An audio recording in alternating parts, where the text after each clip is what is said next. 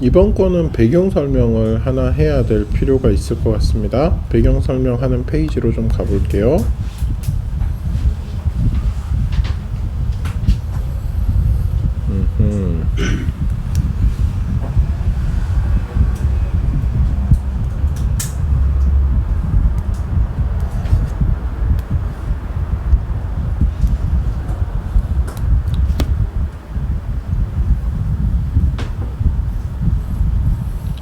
자, 봅시다.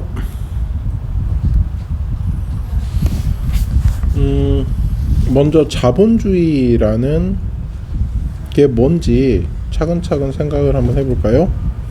우선 뭐 자본주의까지 생각을 해야 되나요? 라고 하는데, 이 지문이 의미하는 바를 생각하면 자본주의를 생각해 보는 게 좋겠죠. 자, 자본주의 좀 역사적인 관점에서 봐보도록 합시다. 시작은 누구에 의해서 시작이 됐나요? 자, 여기서 이제 생각해 봐야 될 게, 자본주의는 결국 뭐다? 주의라는 거죠. 일종의 무엇이다? 사상이에요. 알았죠? 자본주의라는 생각의 시작은 누구에서 시작이 됐냐면 아담 스미스라는 사람이 시작을 했습니다. 아담 스미스 굉장히 여러 가지 생각이 들죠. 자, 첫 번째는 여러분이 아담 스미스가 썼던 책의 이름을 알고 있을 겁니다. 뭐죠? 국부론입니다. 사실 국부론은 굉장히 여러 가지 이야기들을 한 책입니다. 자, 첫 번째 국부론은 뭐냐면은 국가의 부란 무엇인가를 정의했어요.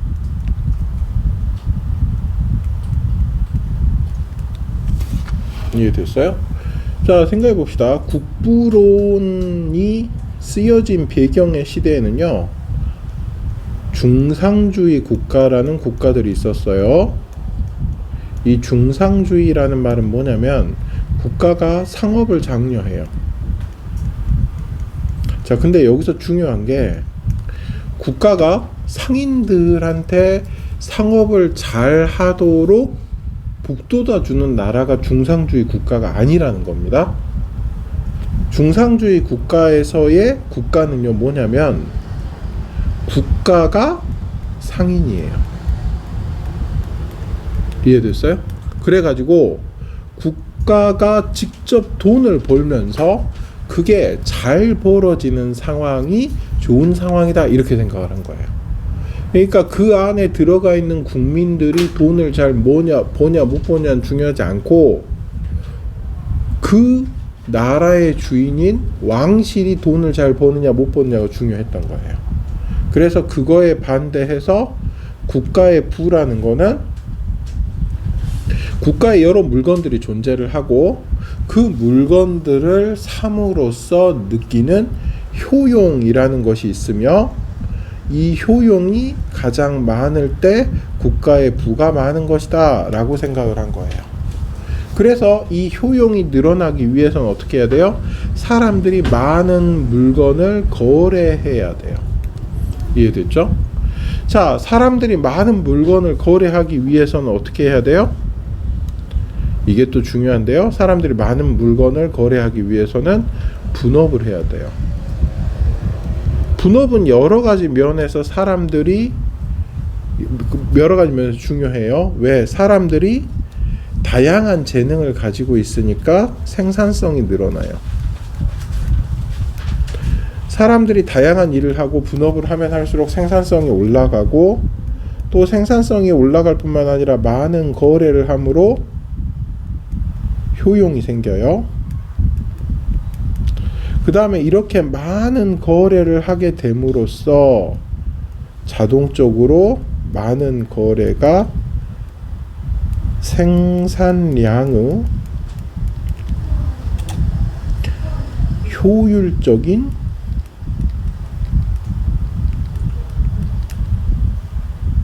지표가 돼요. 생산량의 효율적인 결정이 가능해져요. 이게 뭐냐면 소위 말하는 수요와 공급의 법칙이에요. 사람들이 나누어서 자기가 잘 만드는 걸 계속 만들고 그것을 여러 사람들과 거래함으로써 삶을 유지시켜 나가는 그러한 정치 경제 체제를 얘기한 거예요.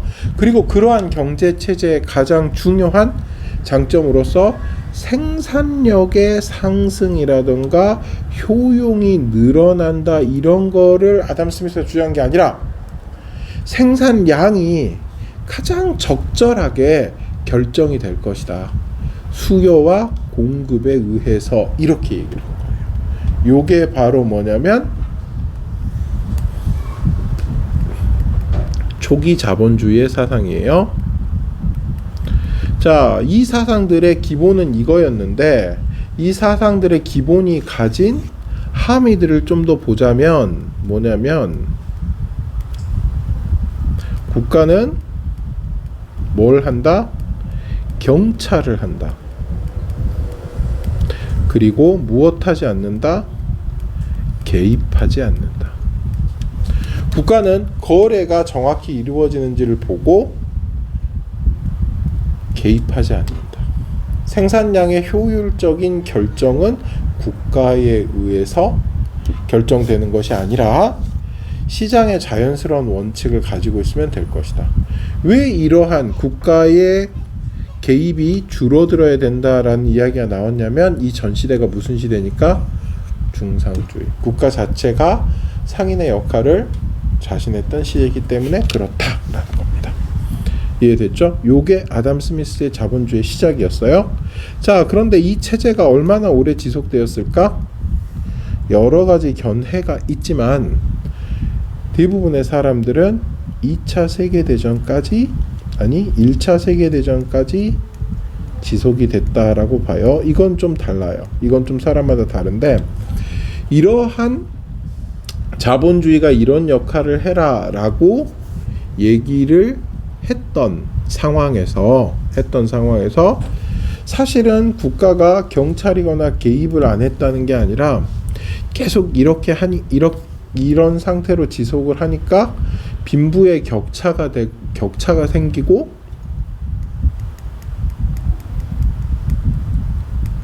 환경이 파괴되었으며,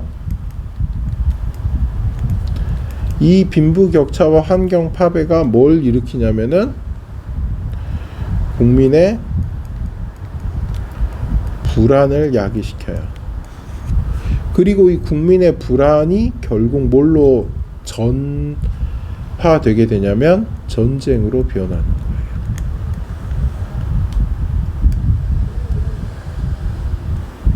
그리고 요 전쟁이 뭐였다? 1차 세계대전, 2차 세계대전이었다라고 평가들을 해요. 이해되죠? 물론 이 안에 엄청 복잡한 이야기들이 더 많습니다. 그래서 1차 세계대전과 2차 세계대전 이후에 사람들은 뭘 하게 되냐면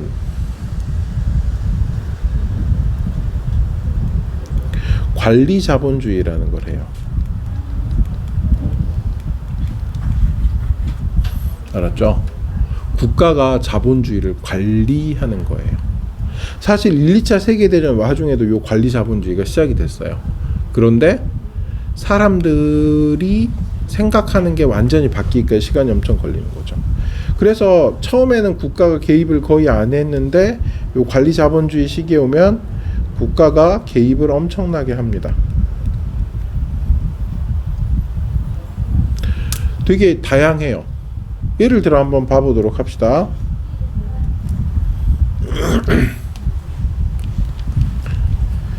국가가 개입을 엄청나게 하는데 대표적인 게 이런 거죠. 어떤 회사가 철도를 건설하다가 경영을 방만하게 해서 철도 건설이 그 회사가 파산하게 됐어요. 그러면 그 회사가 가지고 있었던 추진하던 사업들은 대부분 폐기가 됩니다. 근데 그 사업들이 폐기가 되면 철도 분야에서 일을 할 사람이 없어져요. 그래서 어떻게 합니까? 그 회사에 돈을 줘서 살립니다. 이게 일반적으로 국가 개입이에요. 자, 관리자본주의 시대가 돼서 국가가 개입을 많이 했습니다. 그런데 이 개입에도 다시 또 뭐가 생긴다? 문제가 생겨요. 어떤 문제가 생길까요? 국가가 개입하게 되면 자, 1998년에 여러분 안 태어났죠? 그쵸? 1997년 겨울에 무슨 일이 생기나요? 우리나라에? 이거 맞추면 진짜 맛있는 거 줄게.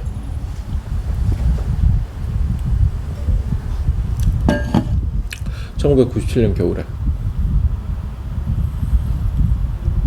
IMF 구제금융이 생겨요. 자, 한번 생각해봅시다. IMF는 인터내셔널 머니터리 펀드예요. 다시 말해서 그냥 돈을 쥐고 있는 거예요. 얘네가 법이 있는 게 아니라. 자, 구제금융이잖아요. 어디가 부도가 나면 그 부도가 난 회사 사업체를 요리조리 살펴봐가지고 그 회사가 돈을 갚을 능력이 있으면 자기가 급한 돈을 빌려주는 거예요. 그게 구제예요. 이해됐죠? 그럼 IMF는 무슨 짓을 했을까? IMF는 국가가 파산했을 때, 국가가 부도가 났을 때, 파산이 아니라 부도가 났을 때 그 국가가 부도난 돈을 갚을 수 있도록 급하게 돈을 빌려주는 거예요. 그런데 동시에 무슨 짓을 하느냐? 그 돈을 그냥 빌려주면 그 국가가 원래 못 갚아가지고 부도가 난 거잖아요. 그러니까 돈을 계속 갚을 수 있으리라는 뭐가 없어? 보장이 없어. 그러니까 돈을 빌려주면서 여러 가지, 자, 이 시기에 이 말이 처음 등장하는 겁니다. 구조조정을 강요해요. 이해됐어요? 1997년에 우리나라가 가지고 있었던 외환보유고가 갚아야 될 외환보유고보다 적어진 거예요. 그래서 어디서 급하게 돈을 빌리지 않으면 국가가 부도가 나요. 그래서 그 부도를 갚기 위해 우리 지금 외환보유고가 빵꾸 났습니다 라고 얘기를 해요. 외환보유고는요, 사실은 예측이 굉장히 힘들어요. 왜? 어떤 나라가 경제가 불안하고 정치가 불안하다 그러면 사람들이 돈을 계속 빼가 버리거든. 그러니까 정치가 잘 안 된다, 어딘가에서 뭐가 잘못됐다라는 얘기가 들면 외환보유고는 금방 바닥나게 됩니다. 그리고 그 금방 바닥났다는 거를 우리나라가 IMF에 신고를 한 거예요. 우리 도와주시오 라고. 자, 그런데 여기서 재밌습니다. 우리나라는 왜 IMF 구제금융을 신청하게 됐을까요? 바로 한보라는 그룹에, 한보라는 회사에 지급 보증을 서줬기 때문에 그래요. 이게 무슨 말이냐면요, 어떤 회사가 외국계 은행에서 돈을 빌려요. 그쵸? 근데 이 외국계 은행에서 돈을 빌릴 때 이 회사가 원래대로 하면 이 은행에서 대출이 안 돼요. 이 은행의 대출 기준에 회사가 못 미치는 거예요. 그런데 무슨 짓을 해주냐면, 당시에 우리나라는, 지금도 우리나라가 많이 뭘 해준다? 국가가 회사에 대해서 지급 보증을 해줘요. 야, 이 회사 부도 나면 내가 책임지고 돈 줄 테니까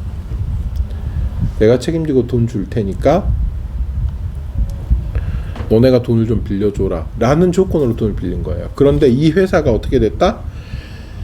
한보라는 회사가 부도가 났고, 이 회사가 엄청나게 갚을 능력도 없으면서 돈을 엄청나게 빌린 거예요. 그리고 여기서 이 회사의 돈을 국가가 못 갚아주겠다 라고 얘기를 했더니 갑자기 그러면 우리 돈도 떼일 수 있는 거네 하면서 외국계 기업들이 저마다 자금 회수를 했고, 그 덕분에 부도가 난 거예요. 이해됐죠?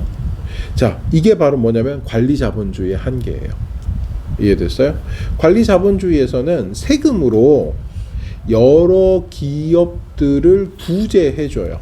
기업이 자기가 빌린 돈을 갚을 수 없는 상태가 되었을 때 국가가 대신 그 기업을 구제해주는 게 바로 관리자본주의의 핵심이었어요.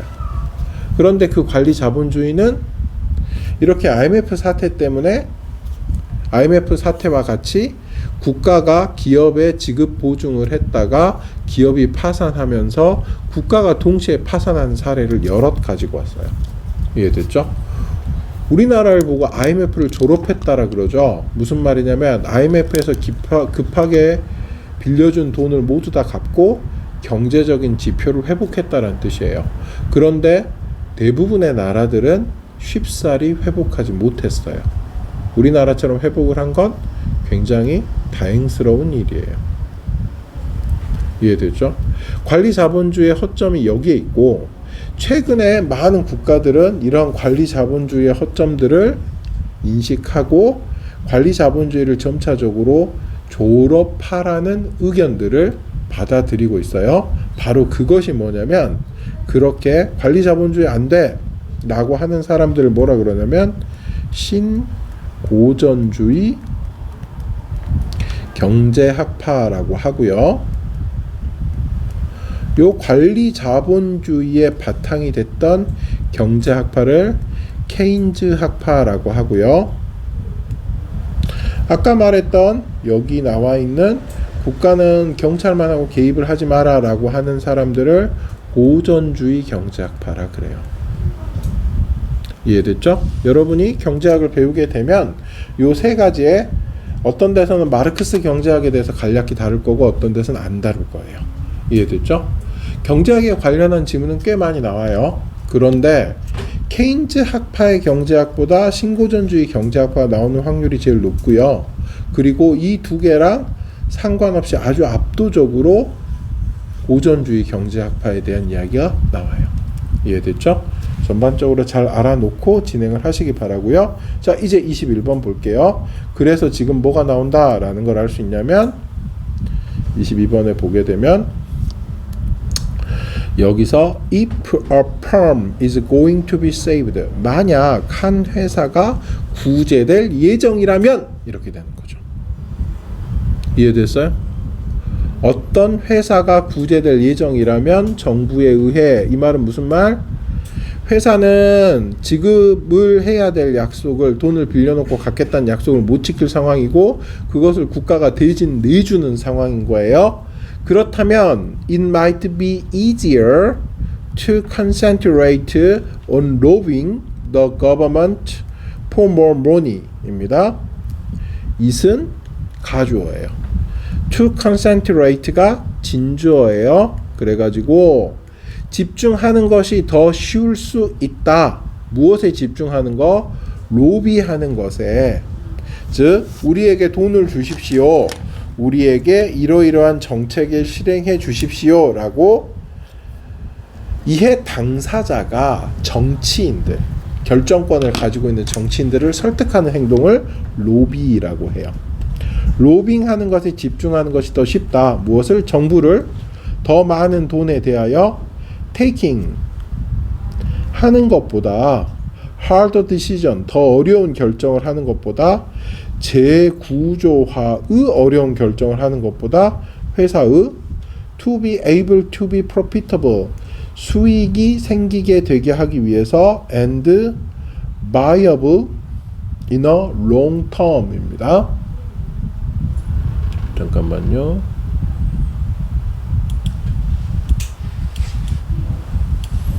여기서 viable 이란 단어가 뭔 뜻인지 잠시만요. 내가 찾아봐야 되겠다. viable은 아래 있어? 있네. 그렇지. 성장할 수 있는입니다. 성장할 수 있게 되기 위해서, 이득을 내고 성장할 수 있게 되기 위해서 어쩌고저쩌고 하는 것보다 이게 더 쉽겠다라고 얘기를 하는 거네요. 그죠? 자, 문장이 좀 길었는데 다시 한번 앞에서부터 해석을 할게요. 만약 그 회사가 구제를 받을 예정이라면 정부에 의해 집중하는 것이 더 쉬울 것이다. 로비하는 것에 정부에 더 많은 돈을 위해 어려운 결정을 내리기보다는 재건축, 재건설하는 회사를, 그리고 이득이 나기 위하여, 그리고 발전할 수 있기 위하여 장기간에. 그렇죠? 자, 조건 뭐예요? 조건 going to be, 조건은 뭐냐면 concentrate on robbing이에요. 결과는 뭐예요? going to be saved예요. 로비를 하면 saved 된다 이거죠. 자, 여기 정부 관리의 문제점이 나온 거죠. 선생님이 아까 한부그룹과 정부에 대한 이야기를 했는데, 한부그룹은 사실 당시에 대통령의 차남이었던 김현철 씨에게 엄청난 로비를 통해 가지고 엄청나게 부정적인 대출을 많이 받은 상황이었어요. 그래가지고 국가가 회사의 엉망진창인 상태를 정확히 알아보지도 않고 계속해서 지급 보증을 서줬고, 그것이 문제가 되었던 거예요. 자, 이런 상황, 그러니까 로비에 집중하고 실제로 회사를 내실 있게 만드는데 전혀 집중하지 않는 상황, 이것이 바로 this죠. 이것은 예의다. something, 무언가의 예의다.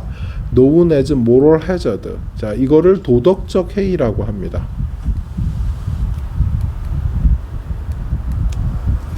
이것은 도덕적 해이라고 알려져 있는 상황의 예입니다. 예를 들어서 현대 사회는 사실은 여러분의 그 200~300년 전의 사회보다 훨씬 더 개인 간의 연결성이 강화되어 있습니다. 다시 말해서요, 여러분 한 300년 전이면 솔직히 말해서 어디 길 가다 누구한테 얻어맞아 죽었어도 사회에 미치는 여파가 크지 않아요. 알았어요? 그런데 지금 고등학생이 길을 지나가다 누구한테 맞아 죽었다고 생각을 해봅시다. 어때요? 난리가 나요. 왜? 예전에는 한 사람이 맞아 죽었으면 그 사람의 맞아 죽는 조건이 나에게도 해당되는 경우가 없어요. 그리고 그 사람이 맞아 죽었다는 사실이 나에게 영향을 미치는 것도 굉장히 적어요. 그런데 지금 어떤 사람이 길에서 맞아 죽었으면 그 사람과 같은 상황이 내가 얼마든지 될 수 있고, 또 그 사람이 그렇게 맞아 죽었다는 사실이 가지고 있는 사회적 여파가 나에게도 분명히 돌아옵니다. 그래서 사람들이 그런 일을 없게 할 거예요. 이해됐죠? 자, 이렇게 서로 상호 연관되어 있는 곳이 어떤 영향을 미치냐면은, 누군가가 잘못되거나 힘든 일에 대해서 사회가 적극적으로 보조해주는 역할을 가지고 있어요. 예를 들어서 누군가가 병원에 가지 못할 만큼 돈이 없다라고 칩시다. 그러면 사회는 그 사람을 병원을 보내는 게 바람직한 거예요. 잘 될 수도 있고 잘 되지 않을 수도 있지만 어찌됐건 병원에 보내는 게 좋은 거예요. 그런데 병원에 그렇게 보내기 위해 사회적 보험이 발달하면 그걸 이용해 먹는 사람들이 생기죠. 사회적 보험을 허위로 타가는 사람들이 생깁니다. 이런 걸 보고 뭐라 그래요? 도덕적 해이라고 불러요. 사회 전체적으로 잘 살기 위해 만들어낸 제도를 악용하는 경우를 특히 도덕적 해이라고 합니다. 어떤 사람이 길 가다가 친구의 뺨을 때린다거나 이런 걸 도덕적 해이라고 하는 게 아니에요. 사회적 현상으로서 사회 전체적인 이익을 위해 만들어낸 제도를 악용하는 걸 도덕적 해이라고 하는 것입니다. 위에서 얘기하는 게 여기서 말한 도덕적 해이의 예죠. 정부가 서포트 할 때 알터스, 정부의 서포트가 알터, 바꿀 때 디시전, 결정들을 회사가 취할입니다. 이것이 결국 모럴 해저드다라고 얘기하는 거예요. 여기서 왜는 관계부사인데요.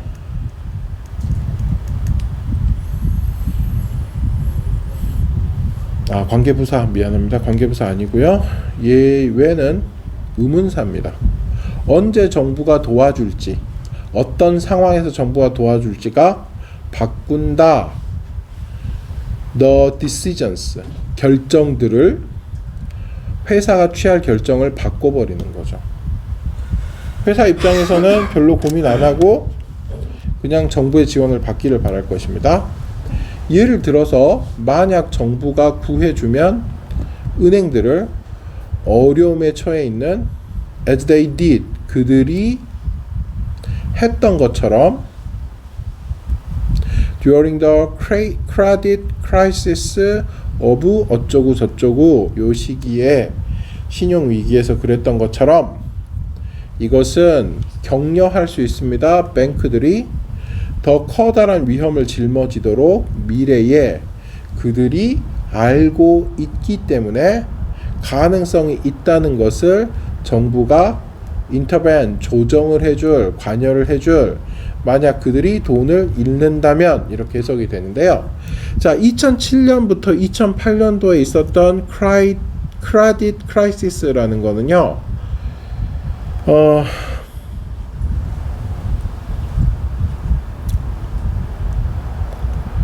미국에서 있었던 큰 금융 위기를 뜻하는 것이고요. 그 금융 위기 때문에 전 세계가 고통을 겪었습니다. 이걸 뭐라 그러냐면 서브프라임 모기지론 사태라고 합니다. 모기지론이라는 건요, 집 담보 대출을 얘기하는 거예요. 이해됐어요? 근데 당시에 미국이 호황이었다 보니까 집 담보 대출을 어떻게 했냐면 하나의 집을 가지고 그 집의 3배에서 4배 되는 돈을 빌릴 수가 있었어요. 은행 입장에서는 그 정도 위협을 감수하더라도 돈이 되는 호황의 상황이 계속 되었던 겁니다. 그런데 갑자기 불황이 시작이 돼요. 그러면 이 3배, 4배 돈을 빌렸던 사람들이 이자를 못 내기 시작을 하고 이 돈을 갚을 능력이 없다는 게 분명해집니다. 그러면 은행은 요 집을 빼앗아요. 근데 한번 생각해 봅시다. 집을 팔려 그러는데 자기가 빌려줬던 돈의 몇 분의 1 가치밖에 없어요? 4분의 1 가치밖에 없어요. 이해됐죠? 자, 그런데 말입니다. 그렇게 4분의 1 정도의 가치밖에 없다는 걸 은행이 깨닫는 순간 은행은 뭐 하기 시작합니까? 대출을 안 해주기 시작합니다. 그죠? 은행이 그렇게 대출을 안 해주면 돈을 빌려가지고 어떻게 연명했던 회사들이 줄지어서 도산해요. 그죠? 회사들이 그렇게 줄지어 도산하면 점점 더 많은 집들이 시장에 풀리는데 그 집이 팔리지를 않는 겁니다.